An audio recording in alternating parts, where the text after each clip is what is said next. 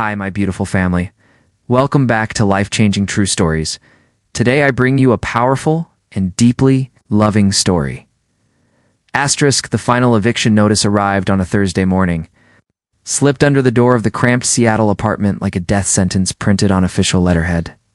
Victoria Hayes stood in the narrow hallway, still in her pajamas, staring at the bold red letters that spelled out what she already knew. 30 days to vacate or face legal action. How bad is it? Brooklyn Martinez appeared from the kitchen, her curly hair pulled into a messy bun, clutching a mug of instant coffee like a lifeline. She already knew the answer from the expression on Victoria's face. 30 days, Victoria whispered, her voice barely audible over the sound of morning traffic filtering through their paper-thin walls. After that, they can physically remove us. Brooklyn sank onto their threadbare couch, the springs groaning in protest. The apartment was tiny, barely 500 square feet, but it had been home for the past 3 years. Now, even this modest refuge was slipping through their fingers. Victoria walked to the window overlooking Pike Street, watching the early morning bustle of the city below. Somewhere out there, people were living normal lives, not drowning in medical debt and student loans, not choosing between groceries and utilities. Somewhere out there, her mother was in a care facility that cost more per month than most people's mortgages, receiving the treatment that was keeping her alive, but slowly bankrupting her only daughter. We could ask for an extension, Brooklyn suggested weakly, though they both knew it was pointless. They had already asked twice. I have that meeting with Sterling today, Victoria said, straightening her shoulders. Maybe I can ask for an advance on my salary. Brooklyn looked doubtful. Callum Sterling, CEO of Sterling Developments, was not known for his generosity or flexibility. In the 6 months Victoria had worked as his executive assistant, she had seen him fire people for being 3 minutes late and reject proposals that had taken weeks to prepare because of a single misplaced comma. The man was brilliant, successful, and completely devoid of warmth. Good luck with that, Brooklyn muttered. That man has ice water in his veins. 3 hours later, Victoria stood outside the floor-to-ceiling glass doors of Callum Sterling's corner office on the 48th floor of the Sterling Tower. The Seattle skyline stretched behind him. Through the massive windows, Mount Rainier visible in the distance on this rare, clear November day, she clutched her tablet against her chest, mentally rehearsing the speech she had prepared about responsibility and repayment plans. Miss Hayes. Come in, his voice came through the intercom before she could knock. She pushed through the doors, her heels clicking against the marble floor. Callum stood with his back to her, hands in the pockets of his perfectly tailored charcoal suit, studying something on his phone. At 36, he was one of the youngest self-made billionaires in the Pacific Northwest.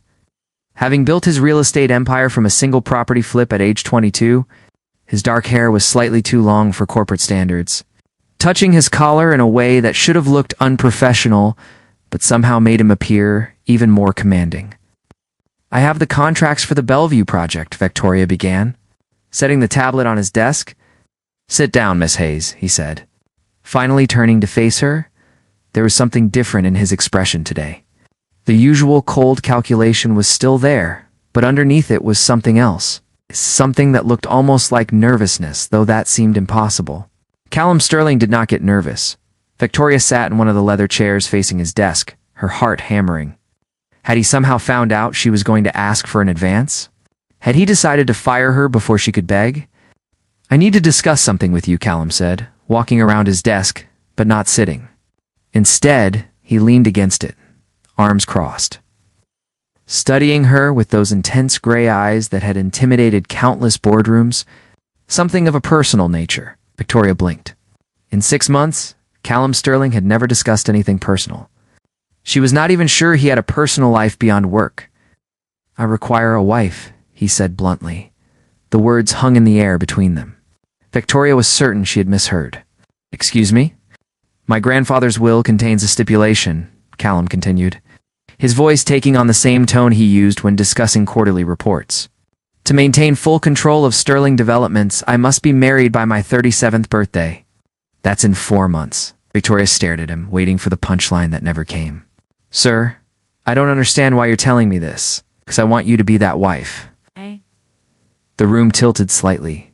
Victoria gripped the armrests of her chair, convinced she was having some kind of stress-induced hallucination. You want me to what? Callum moved to sit behind his desk, pulling out a leather folder. I've had my legal team draft a contract. It would be a business arrangement, nothing more. 1 year of marriage, after which we would divorce quietly. In exchange, all your debts would be cleared immediately. You would receive a substantial salary during the marriage and a generous settlement upon divorce. How do you know about my debts? Victoria asked, her voice rising. I make it my business to know about my employees, he replied simply. The medical bills from your mother's cancer treatment, student loans, the credit card debt you accumulated trying to keep up with both, approximately $180,000 total. I can write a check for that amount this afternoon. Victoria felt simultaneously violated and tempted.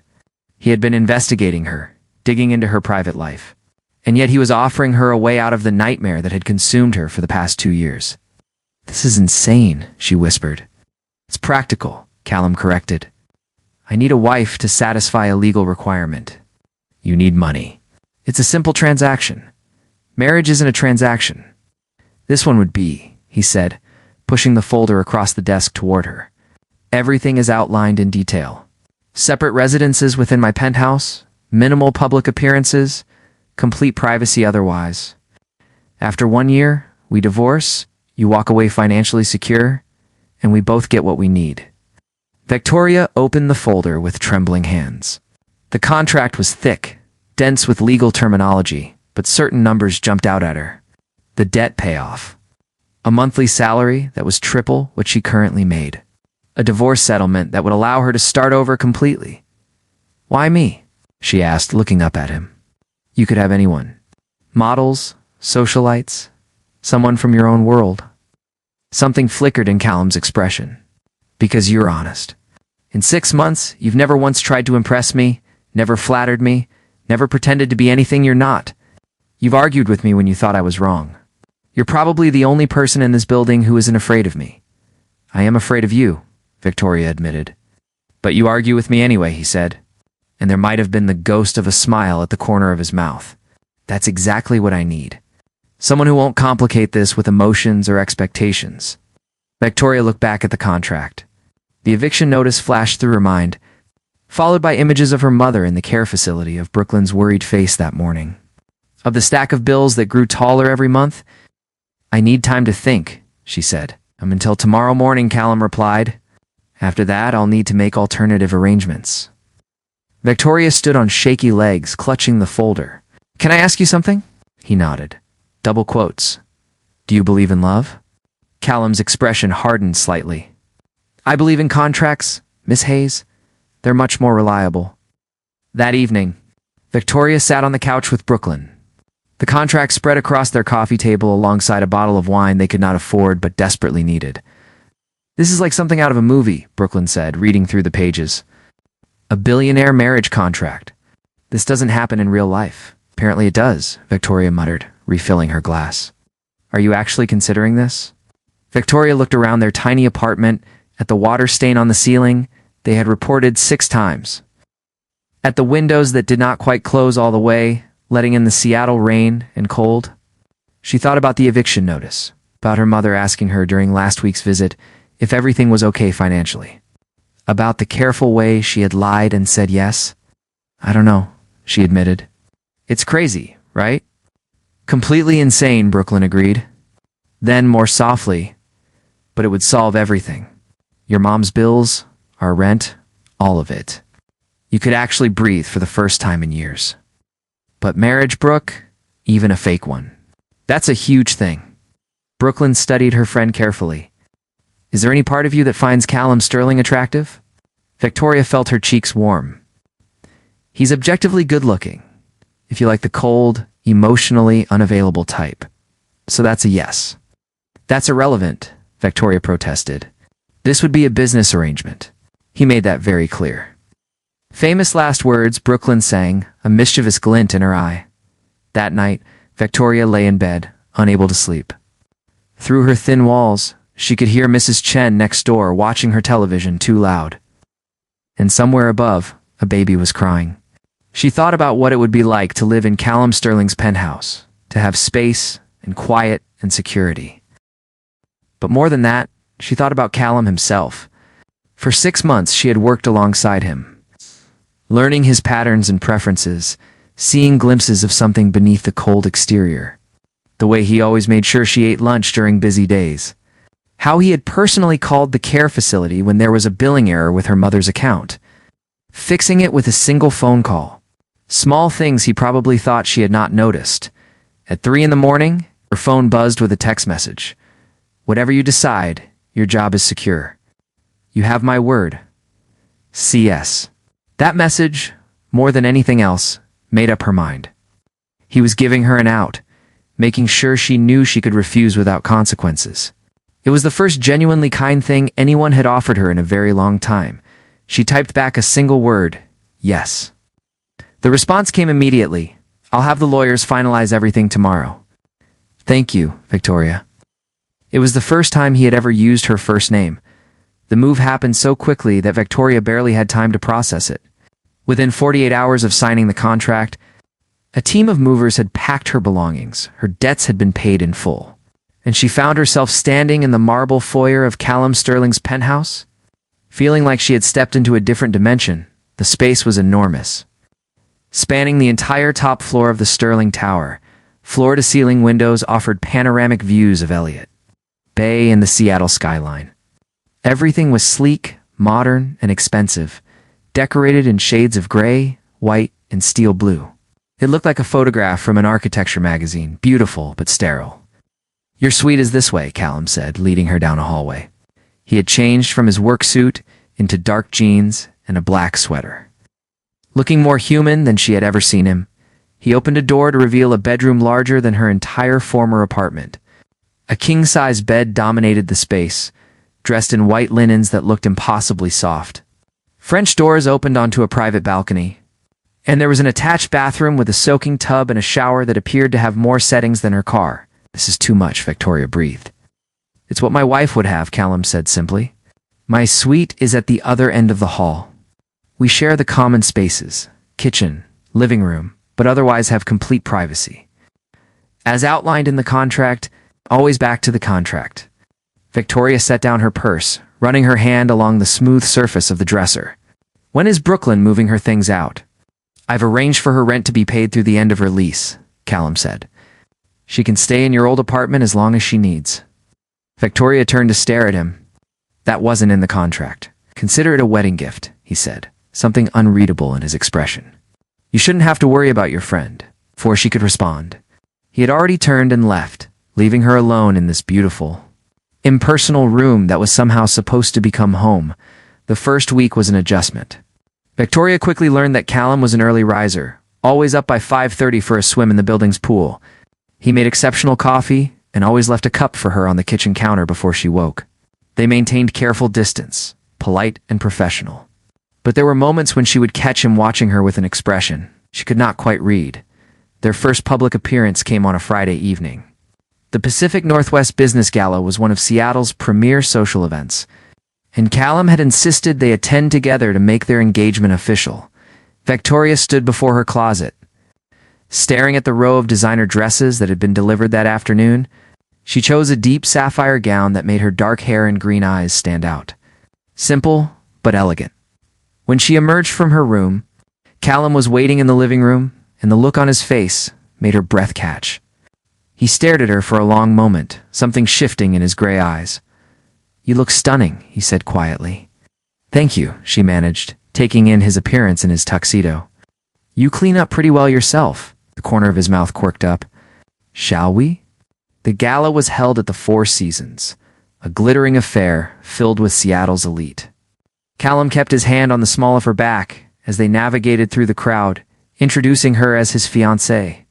Victoria smiled and played her part, but she was acutely aware of the curious stares and whispered conversations that followed them. Callum Sterling. Finally, off the market, a smooth voice said behind them. They turned to find a stunning blonde woman in a crimson dress, her smile sharp as a blade.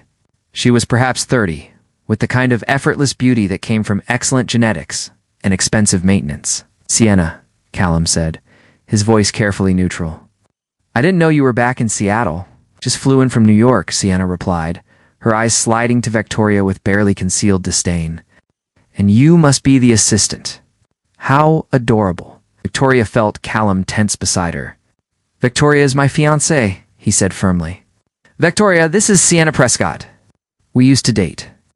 5 years together, Sienna corrected, her smile never wavering. Until Callum decided his company was more important than our relationship. Tell me, dear, does he still work 18-hour days? Does he still forget anniversaries and birthdays because of board meetings? That's enough, Callum said coldly. I'm just trying to help, Sienna said innocently. It's only fair to warn her what she's getting into. Though I suppose when you're paying someone to be your wife, she can't really complain, can she? Victoria felt anger flare hot in her chest. Before Callum could respond, she stepped forward, meeting Sienna's gaze directly. You're right, 5 years is a long time. Long enough to realize that someone who truly loves you doesn't speak about you with such bitterness years later. Maybe the problem wasn't his work schedule. Maybe the problem was that you weren't worth coming home to. Sienna's perfect smile faltered. Around them, several people had stopped to listen. And Victoria could see phones being discreetly raised to record the confrontation. How dare you, Sienna hissed. Excuse us, Callum said, taking Victoria's hand and leading her away. Before things could escalate further, they ended up on a balcony overlooking the city. The cool night air, a relief after the stifling atmosphere inside. Victoria's heart was racing, partly from anger and partly from the awareness that she had just made a very public scene. I'm sorry, she said quickly. I shouldn't have said that. I probably just made things worse for you. Callum was quiet for a moment, then he started to laugh. It was a genuine, deep laugh that transformed his entire face, making him look younger and infinitely more approachable. That was magnificent, he said, still smiling. No one has ever defended me like that. She had it coming, Victoria muttered. The way she spoke about you, like you were some kind of robot, incapable of feelings. Most people think that about me, Callum said, his smile fading slightly. It's not entirely inaccurate. That's not true, Victoria said before she could stop herself. I've seen you with the junior staff members, how you remember their names and ask about their families. I've seen how you make sure I eat lunch when I'm busy. You notice things you care, you just don't show it the way other people do. Callum stared at her, and in the soft lighting from the ballroom, his eyes looked less gray and more silver. You see too much, he said quietly. Maybe you don't hide as well as you think, she replied. The air between them shifted, charged with something neither of them had acknowledged before. Callum took a step closer, and Victoria found herself holding her breath. Victoria, he began, but whatever he was going to say was interrupted by someone calling his name from inside. The moment broke, and they returned to the gala, but something had changed between them. For the rest of the evening, Victoria was hyper-aware of every touch, every glance, every moment when Callum's hand lingered on her waist or his breath touched her ear as he leaned in to speak. The following weeks fell into a new rhythm. Callum started cooking dinner for them several nights a week, revealing an unexpected talent in the kitchen. They would eat together, talking about work at first, then gradually sharing more personal stories. Victoria learned about his difficult relationship with his grandfather, about his mother who had died when he was young. He learned about her childhood in Portland, about her dreams of becoming a writer before student debt had forced her into administrative work. One evening, Victoria came home from visiting her mother to find Callum in his study, surrounded by paperwork.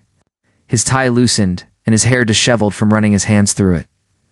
Long day, she asked from the doorway. He looked up, and she saw the exhaustion in his face. The Portland project is falling apart. Contractors are 3 weeks behind, costs are over budget, and the investors are threatening to pull out. Without thinking, Victoria walked over and began reading through the reports on his desk. After several minutes, she pointed to a series of numbers.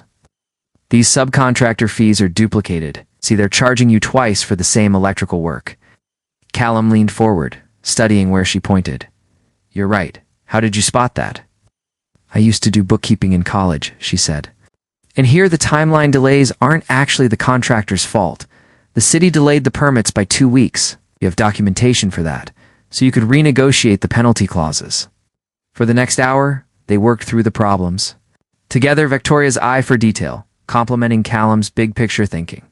By the time they finished, they had found solutions that would save the project and possibly even bring it back under budget. "You're brilliant," Callum said, leaning back in his chair and looking at her with open admiration. "Why are you working?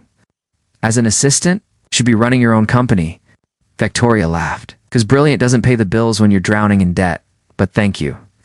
Callum stood, moving around the desk, until he was standing directly in front of her. They were close, closer than they needed to be, and Victoria could see gold flecks in his gray eyes that she had never noticed before. "I mean it," he said softly. "You're extraordinary, Victoria. I knew it the first week you worked for me, when you corrected my presentation in front of the entire board and were absolutely right. You seemed angry," she recalled. "I was impressed," he corrected, "and terrified because I realized you were someone who could see through all my defenses." Her heart was hammering now. "Callum, what are we doing? I don't know," he admitted. "But I know I think about you constantly. I know I look forward to coming home because you're here. I know that somewhere along the way, this stopped being a business arrangement for me." "The contract," Victoria whispered. "Forget the contract," Callum said, cupping her face in his hands. "Tell me you don't feel this too. Tell me I'm imagining it, and I'll step back. We'll go back to the terms we agreed on." But Victoria could not say that because it would be a lie. Instead, she closed the distance between them, pressing her lips to his in a kiss that felt like coming home and jumping off a cliff simultaneously. Callum responded immediately, his arms wrapping around her waist, pulling her closer. The kiss deepened, months of tension and unspoken attraction finally finding release. When they finally broke apart, both were breathing hard. "This complicates everything," Victoria said. "I know," Callum replied, resting his forehead against hers. "Is that going to stop you?" She thought about it for approximately 2 seconds. No. That night, the careful boundaries they had established dissolved. Victoria fell asleep in Callum's bed, wrapped in his arms, and for the first time since this arrangement began, it felt completely real. Morning light filtered through the windows of Callum's bedroom, and Victoria woke slowly, cocooned in warmth and the unfamiliar but welcome sensation of being held. Yes. For a moment, she kept her eyes closed, wanting to preserve this feeling before reality intruded. "I know you're awake," Callum murmured, his voice rough with sleep. "Your breathing changed." Victoria opened her eyes to find him watching her, propped up on one elbow, his dark hair adorably disheveled. "How long have you been awake?" "About an hour," he admitted. "I've been watching you sleep and having a minor crisis about whether I've completely destroyed our arrangement." She turned to face him fully. "Do you regret last night?" "Not even for a second," he said immediately. "But I'm worried you might." Victoria reached up to touch his face, feeling the stubble rough against her palm. "I don't regret it either. But you're right that it changes things. The contract was supposed to protect both of us from exactly this." Callum caught her hand, pressing a kiss to her palm. "There's something I need to tell you. I should have told you last night, but I was selfish and wanted one night where it didn't matter." A cold feeling settled in Victoria's stomach. "What is it?" He sat up, running a hand through his hair in that gesture she had come to recognize as nervous. 2 days ago, my lawyers found a loophole in my grandfather's will. The marriage requirement can be satisfied by a domestic partnership agreement instead. It's a technicality, but it holds up legally. Victoria sat up as well, pulling the sheet around herself. "What does that mean?" "Means I don't need to be married to keep control of the company," Callum said, meeting her eyes. "Means you're free. The debts have been paid. You're not legally obligated to continue this arrangement. I can write you a check for the full contract amount, and you can walk away." The room felt suddenly cold despite the morning sun. "Is that what you want? For me to walk away?" "No," he said fiercely. "God, no. But I need you to know you have a choice. I don't want you here because of a contract or money or obligation. If you stay, I need it to be because you want to." Victoria drew her knees up to her chest, processing this information. Everything she had agreed to, everything that had brought them to this point, was no longer necessary. She could leave, right? Now, financially secure, her mother's care guaranteed, and start fresh. But the thought of leaving made her chest ache in a way that had nothing to do with practical concerns. "What do you want, Callum?" she asked quietly. He moved closer, taking her hands in his. "Want you to marry me. It's not because of a contract or my grandfather's will or any business reason.